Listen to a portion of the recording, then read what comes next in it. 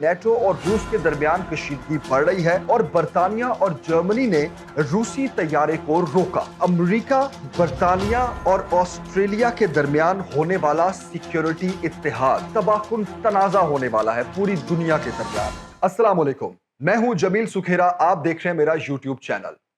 آج ہم بات کرنے جا رہے ہیں انٹرنیشنل ریلیشنز پہ۔ پوری دنیا میں چل کیا رہا ہے، کیونکہ الٹیمیٹلی پاکستان پر اس کا بہت اثر ہوتا ہے۔ امریکہ کا پاکستان پر دباؤ یا پھر پاکستان کی اپنے خطے میں روس اور چائنا سے بڑھتی ہوئی دوستی نہ صرف یہ امریکہ کو کھٹک رہی ہے بلکہ پوری دنیا میں چین کا بڑھتا ہوا اثر و رسوخ بھی امریکہ کو ایک آنکھ نہیں بھا رہا۔ اب اس سارے میں ہو کیا رہا ہے؟ دو بڑی خبریں جو پچھلے 4 دنوں میں بہت گردش کی وہ یہ ہے کہ نیٹو اور روس کے درمیان کشیدگی بڑھ رہی ہے اور برطانیہ اور جرمنی نے روسی طیارے کو روکا۔ اب یہ دو خبریں کیا ہیں؟ 2 دن پہلے روسی طیارے نے امریکی ڈرون مار گرایا۔ امریکہ کہتا ہے کہ ڈرون بین الاقوامی فضائی حدود میں تھا اور روس کا یہ کہنا ہے کہ ڈرون اپنی تیز رفتاری کے باعث سمندر میں گر کر تباہ ہوا۔ تو اب یہ ان دو سٹوریز کا آپس میں کنیکشن کیا ہے؟ بیسیکلی روسی طیارے نے امریکی ڈرون کو مار گرایا اور اس کے اگلے ہی دن برطانیہ اور جرمنی نے روسی طیارے کو روکا اور اس کو واپس بھیجا اور کہا یہ گیا کہ بین الاقوامی فضائی حدود کی خلاف ورزیاں ہو رہی ہیں۔ اب اس سارے سینیریو کو سمجھنے کی بڑی ضرورت ہے کہ ایک طرف برطانیہ اور جرمنی، دوسری طرف نیٹو فورسز اور امریکہ، اور تیسری طرف امریکہ، برطانیہ اور آسٹریلیا کے درمیان ہونے والا سیکیورٹی اتحاد۔ یہ بہت بامعنی ڈسکشن ہے اور اس کو سمجھنے کی بہت ضرورت ہے، کیونکہ اس ساری کہانیوں اور ان ساری خبروں کا جو کنیکشن ہے وہ ڈائریکٹلی چین کے ساتھ ہے، اور چین اور رشیا کا جو ایک بلاک اس خطے میں بننے جا رہا ہے اس کو توڑنے کے لیے سر توڑ کوششیں جاری ہیں، یورپ کی بھی، امریکہ کی بھی۔ اچھا، اب ایسے میں امریکہ اور روس کے درمیان ایک لفظی جنگ جاری ہے۔ روسی سفیر کا کہنا ہے کہ امریکہ روسی سرحدوں کے قریب اپنی دشمنانہ پروازیں بند کرے۔ آپ دیکھیں کہ یوکرین رشیا جو تنازع چل رہا ہے اس کے باوجود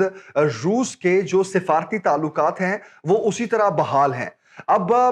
اس کو کولڈ وار کا نام دیا جاتا ہے بیسیکلی آج کے دور میں، کہ آپ کے سفارتی تعلقات بھی اس طرح رہتے ہیں لیکن آپ پریشر بلڈ کرتے رہتے ہیں اور جنگ جیتنے کا جو ایک حربہ ہوتا ہے اس میں مختلف اس میں حربے آزمائے جاتے ہیں۔ اب جیسے روس یوکرین تنازع جب ہوا تو یوکرین کی مدد کے لیے اس وقت نیٹو فورسز موجود ہیں اور ان نیٹو فورسز کی بغیر کسی وقفے کے نہ صرف مشقیں جاری ہیں بلکہ ان کی پروازیں بھی جاری ہیں اور ان کے آپریشنز بھی جاری ہیں۔ اب میں تھوڑا سا آپ کو سمجھا دوں کہ امریکہ کا جو پوری دنیا میں ایک اثر و رسوخ ہے، آپ بڑے بڑے ادارے اٹھا کے دیکھیں جس میں WHO ہو یا ورلڈ بینک ہو یا پھر نیٹو فورسز ہوں، ان سب میں امریکہ کا سب سے بڑا شیئر ہے۔ تو امریکہ کی جو ایک اجارہ داری ہے، پوری دنیا امریکہ کی بات مانتی ہے اور امریکہ جو ایک ڈائریکشن دیتا ہے سب امریکہ کا اس میں ساتھ دیتے ہیں، اور یہ ساتھ دینا جو ہے وہ سمجھ لیں ایک مجبوری بھی ہے، اور پھر وار اگینسٹ ٹیررزم جو ہے وہ ایک سب سے بڑا سلوگن ہے اور انسانیت کی خدمت سب سے بڑا سلوگن ہے۔ تو ایسے میں تمام ممالک جو ہے وہ امریکہ کے ساتھ کھڑے ہوتے ہیں، لیکن ایسے میں امریکہ کی جو غلط پالیسیز ہیں اس کا خمیازہ پوری دنیا کو بھگتنا پڑتا ہے، خاص طور پر تھرڈ ورلڈ کنٹریز کو۔ امریکہ، برطانیہ اور آسٹریلیا، اب 2001 میں ان 3 ممالک نے ایک نئے سیکیورٹی اتحاد کا اعلان کیا، اور یہ سیکیورٹی اتحاد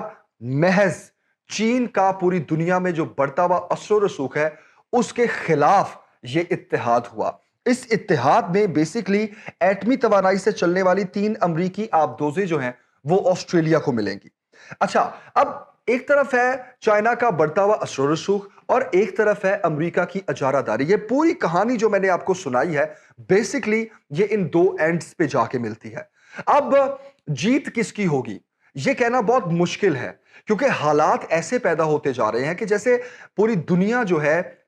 وہ یا تو ایک کولڈ وار کا آغاز ہو چکا ہے اور ایک تھرڈ ورلڈ وار کی جانب بڑھ رہی ہے، یا پھر ایک تباہ کن تنازع ہونے والا ہے پوری دنیا کے درمیان، کیونکہ ایک طرف رشیا چائنا بلاک ہے اور دوسری طرف امریکہ اور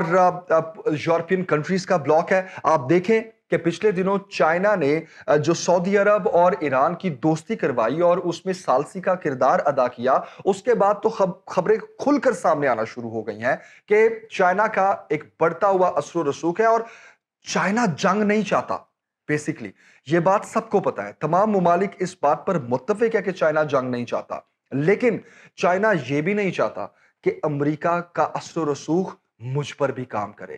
چائنا انڈیپینڈنٹلی پوری دنیا کا ایک بزنس ہب ہے، اقتصادی قوت کہا جاتا ہے چائنا کو۔ دنیا کی سب سے بڑی آبادی چائنا کی ہے اور دنیا کی سب سے بڑی فوج چائنا کے پاس ہے۔ تو چائنا کسی بھی قیمت پر اپنی ملکی سلامتی کا سودا نہیں کر سکتا، نہ ہی وہ امریکہ کے اثر و رسوخ میں آ سکتا ہے۔ اب ایسے میں اب چھوٹی سی سٹوری آپ کے ساتھ شیئر کرتا ہوں کہ پوری دنیا نے مل کر جب چائنا میں انویسٹمنٹ کی تھی، زیادہ ہسٹری میں جائیں گے تو جمہوریت کی جو ایک جد و جہد تھی یورپ کی، امریکہ کی، وہ جمہوریت اور لبرلائزیشن کے پھیلاؤ کا جو عمل تھا، اس میں کچھ کنٹریز تو ایسی تھی جو ان کے اثر و رسوخ میں نہیں آئی اور وہ جو ان کا سسٹم تھا اسی حساب سے چل رہی ہیں، لیکن پوری دنیا میں چونکہ اب جمہوریت ہے اور ہر طرف جمہوریت کو ہی پریفرنس دی جاتی ہے اور یہی ایک حسن ہے جہاں آپ کو فریڈم آف سپیچ ہو، فریڈم آف ایکسپریشن ہو، لیکن چائنا کی مثال ایک اپنی مثال آپ ہے۔ پوری دنیا نے یہ کوشش کی کہ چائنا جمہوریت اور لبرلائزیشن کی طرف جائے، تو پوری دنیا نے، یورپ کی میں بات کر رہا ہوں اور امریکہ کی، انہوں نے ایک انویسٹمنٹ کی اور چائنا کے جو لوگ تھے ان کا جو معیار زندگی ہے، کوالٹی آف لائف ہے، وہ بہت اچھا ہو گیا۔ تو پوری دنیا کو یہ لگا، خاص طور پر امریکہ کو، کہ یہ جو چائنا میں یہ جو اثر و رسوخ ہے ہمارا، جب کوالٹی آف لائف بہتر ہوگی تو جمہوریت کی ایک راہ ہموار ہوگی یہاں پر۔ لیکن جمہوریت اور لبرلائزیشن کی طرف جانے کی بجائے آہستہ آہستہ چائنا جو ہے وہ اقتصادی دیو قامت قوت بن گیا۔ اس کے لوگوں نے اتنی محنت کی کہ پوری دنیا کا اب چائنا کے بغیر گزارا ہی نہیں ہے۔ پوری دنیا کی بڑی بڑی ملٹی نیشنل کمپنیز کے ہیڈ آفیسز تک اس وقت چائنا میں موجود ہیں، اور چائنا کی ٹریڈ کے بغیر، چائنا کے ساتھ ٹریڈ کے بغیر پوری دنیا کا گزارا ہی نہیں ہے۔ اب یہ ساری سچویشن آپ کے سامنے رکھنے کا مقصد یہ ہے کہ پاکستان کہاں کھڑا ہے۔ آئی ایم ایف سے پچھلے کئی مہینوں میں ہمیں قرضہ نہ ملنا اور پاکستان کا بار بار امریکہ کا دروازہ کھٹکھٹانا، یہ بہت الارمنگ سچویشن ہے، کیونکہ جس طرح پچھلی ویڈیوز میں نے ذکر کیا کہ اب امریکہ پاکستان سے کیا چاہتا ہے، تو اسی کی یہ ایک کڑی ہے کہ جب رشیا اور چائنا کا بلاک اس خطے میں مضبوط ہونے جا رہا ہے اور دونوں ممالک کے ساتھ پاکستان کے بہت اچھے تعلقات ہیں، تو امریکہ پاکستان کو مجبور کر رہا ہے کہ ہم اس بلاک کا حصہ نہ بنیں۔ آپ دیکھیں کہ چائنا کی پاکستان میں سی پیک کی جو انویسٹمنٹ ہے وہ، اور رشیا کے ساتھ پاکستان کے اچھے تعلقات، اس خطے میں سب ہے، انرجی، پیٹرول، گیس، ریسورسز، ہتھیار، فوڈ، پوری دنیا کی ٹریڈ، ہر چیز اس خطے میں ہے۔ اگر رشیا چائنا بلاک مضبوط ہو جاتا ہے تو اس کے ساتھ جڑنے والے تمام ممالک جو ہیں وہ ایک سٹرونگ اکانومی کا حصہ بن جائیں گے۔ یہ ساری صورتحال امریکہ کو ایک آنکھ نہیں پا رہی۔ تو امریکہ بیسکلی یہ چاہتا ہے کہ جو چائنا کا بڑھتا ہوا اثر و رسوخ ہے اس کو بریک لگے، تاکہ امریکہ کی جو اپنی ایک اجارہ داری ہے پوری دنیا میں وہ قائم رہے، اور اسی طرح وہ تھرڈ ورلڈ کنٹریز کو ٹریٹ کرتا رہے جیسے وہ پاکستان کو کرتا ہے، یا پھر ماضی میں جس طرح افغانستان کی مثال لے لیں، آپ عراق کی مثال لے لیں، اور امریکہ کبھی حملے کرتا ہے اور کبھی ٹیررزم کے نام پر بڑے بڑے آپریشنز کرتا ہے، کبھی قبضے کرتا ہے، اور ایک لمبی لسٹ ہے کہ امریکہ کیا کرتا ہے۔ تو اب دیکھنا یہ ہے کہ پاکستان آنے والے دنوں میں کس بلاک کا حصہ بنے گا، اور آئی ایم ایف کے علاوہ ہمارے دوست ممالک کا کردار بھی بڑا اہم ہے، جنہوں نے ہمیں قرضہ دینا ہے اور ہمارے ریزروز بڑھنے اور ہمارے ملک کی معیشت چلنی ہے، ان دوست ممالک کا کردار بھی بہت اہم ہے کہ وہ پاکستان کا کتنا ساتھ دیتے ہیں۔ اور آئی ایم ایف کا قرضہ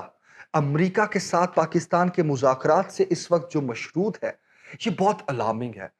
اسی لیے میں نے یہ ساری ڈیٹیل آپ کے ساتھ شیئر کی ہے کہ اللہ نہ کرے کہ پاکستان کسی اور مشکل میں پڑ جائے، جیسے ماضی میں امریکہ کے ہم سہولت کار بنے اور ان غلطیوں کا خمیازہ ہمیں کئی کئی سال بھگتنا پڑا۔ تو یہ صورتحال آپ کے سامنے رکھنا بڑی ضروری تھی، اور اینڈ میں سوال میرا یہی ہے کہ کیا دنیا ایک تباہ کن تنازع کی طرف بڑھ رہی ہے یا اس ساری صورتحال کو ایک بریک لگے گی؟ اجازت دیں، اللہ حافظ۔